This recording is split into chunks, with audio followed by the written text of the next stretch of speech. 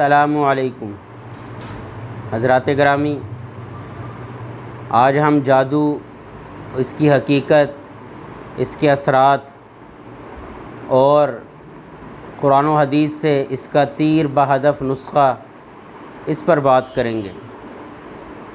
یہ یاد رکھیے کہ جب انسان قرآن اور حدیث سے دور ہوتا ہے، قرآنی اعمال اور سنت مبارکہ سے دور ہوتا ہے، تو مختلف طرح کے باطل اعمال کا شکار ہو جاتا ہے۔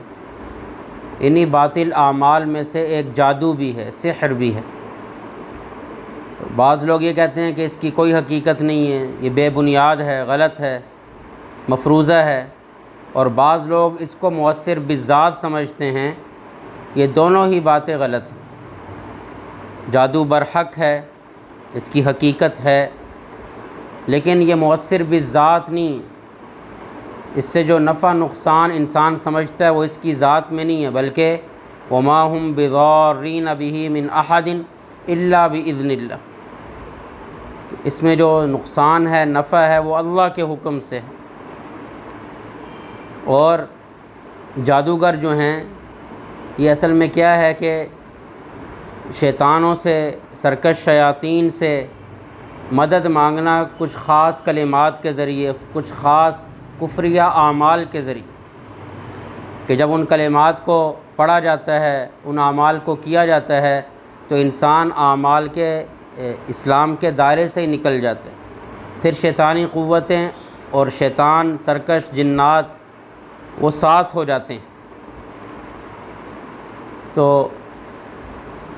اور یہ قوت متخیلہ جو ہے اس پر اثر کرتا ہے، جو انسان کی سوچ بچار کی قوت ہے یا حواس خمسہ ہیں، ان پر اثر کرتا ہے۔ باقی کسی چیز کی حقیقت کو یہ نہیں بدلتا۔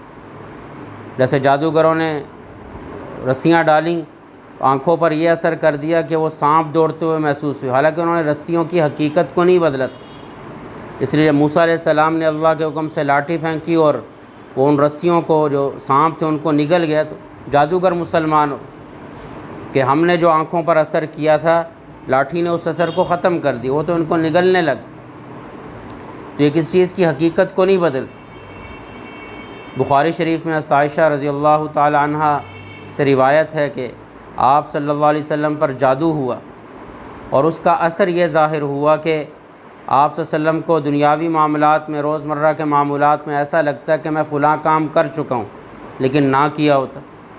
جیسے یوں لگتا ہے کہ فلاں اہلیہ سے مل آیا ہوں لیکن مل کے نہ آیا ہوتے۔ یہ اثر اس جادو کا ہوا دنیاوی معاملات میں، دین میں نہیں۔ تو ایک رات آپ صلی اللہ علیہ وسلم نے ارشاد فرمایا کہ اللہ نے مجھے وہ چیز بتا دی جو میں چاہتا تھا کہ مجھے پتہ چل جائے، کہ خواب میں مجھے دکھایا گیا کہ دو فرشتے انسانی شکل میں آئے ہیں، ایک میرے سر کی جانب بیٹھ گئے اور ایک میرے پاؤں کی جانب۔ سر کی جانب والے نے پاؤں کی جانب والے سے پوچھا کہ انہیں کیا ہوا ہے؟ تو اس نے جواب دیا کہ یہ مطبوب ہیں، یعنی ان پر جادو ہوا ہے۔ پوچھا کیسے ہوا ہے؟ کہا کہ جو کھجور کے نر چھلکا ہے، اس کے اندر کسی نے ان کے بالوں پر جادو کیا ہے، اور اس جو بالوں کا گچھا ہے، اس چھلکے سمیت وہ زروان کنویں میں فلاں پتھر کے نیچے رکھ دیے۔ صبح ہوئے تو آپ صلی اللہ علیہ وسلم اس کنویں کے پاس گئے، تو زروان کنویں کے آس پاس کھجوروں کے درخت تھے۔ تو آپ نے فرمایا کہ کھجوروں کے درخت ایسے لگ رہے ہیں جادو کے اثر سے جیسے شیاطین کے سر ہوں، اور جو زروان کنویں کا پانی تھا، فرمایا وہ جادو کے اثر سے ایسا لگ رہا ہے جیسے مہندی نچوڑی گئی ہو اور اس کا پانی ہو، سرخ پانی۔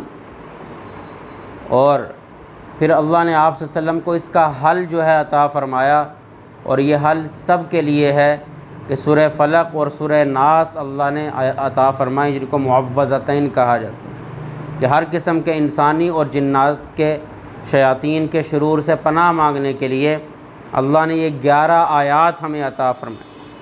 کیونکہ وہ جو گرے باندھی گئی تھیں بالوں پر، وہ 11 تھیں۔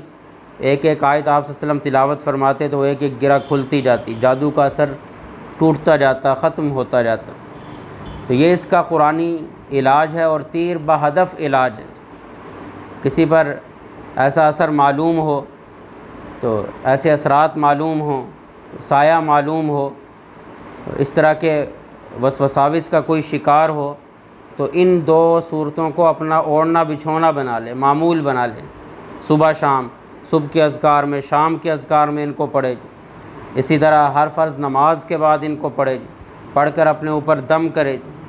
اسی طرح ان کا وظیفہ کرے جی، 41 دفعہ ان کو پڑھے، 99 دفعہ پڑھے، 101 دفعہ پڑھے، 313 دفعہ پڑھے، تو یہ قرآن و حدیث سے اس کا بہترین علاج۔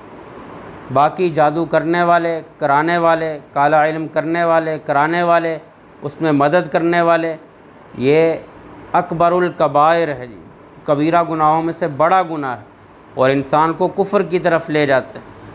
آپ صلی اللہ علیہ وسلم نے ارشاد فرمایا کہ 7 ہلاک کرنے والی چیزوں سے بچو۔ پہلا فرمایا الشرک باللہ، اللہ کے ساتھ شرک کرنا، اور دوسرا ان 7 میں ارشاد فرمایا السحر، جادو، اس سے بچو۔ دعا ہے اللہ تعالی ہم سب کو عمل کرنے کی توفیق عطا فرمائے۔